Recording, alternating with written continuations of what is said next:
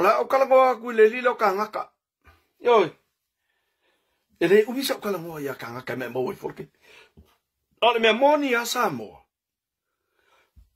Ole me moni lava.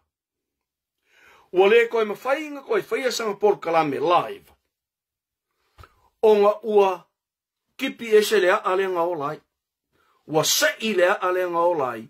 Ua ave ese e morio o le funding lenga ave iai. E o mai la le oki. E le koe whaia sanga live.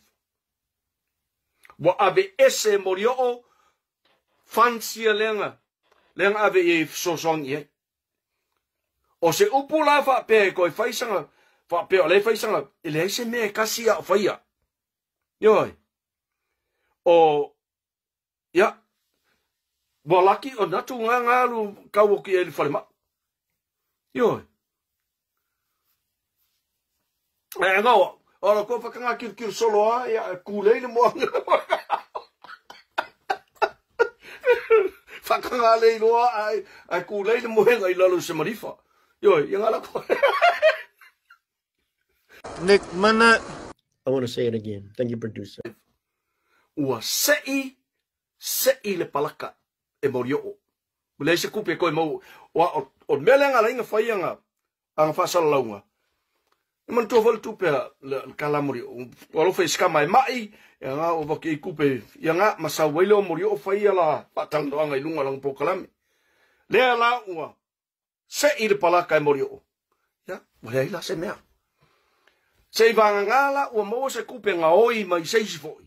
Seisi foi ka ngaka ua ngofa mwha balea. Ya, ko ama whai foi leo nga koe whaisanga. Ai pa wale o langa mera la whai, la ngofa mwhai anga kuskusinga. Le ilope ka ku kio kiro kingi, wale aise CTV, pa ea mea lele, wale aise le kio, ala oso mai ngei whai mei anga podcast, pe yon mea lo ki whai koa. Yoi, wala nga la ere aise, ere ingi, e kukusama ua manatu, mako mamau, kukusama ko mamau manatu, ia Ia se oringa. Yoi, le kusai mako. Tangati to ton. Yoi.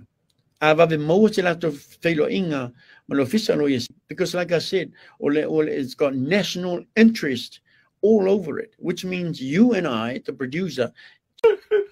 Oh. Yoi. Ka ingo e. Ka ingo e. Ka ingo e so ka fia lofa ye.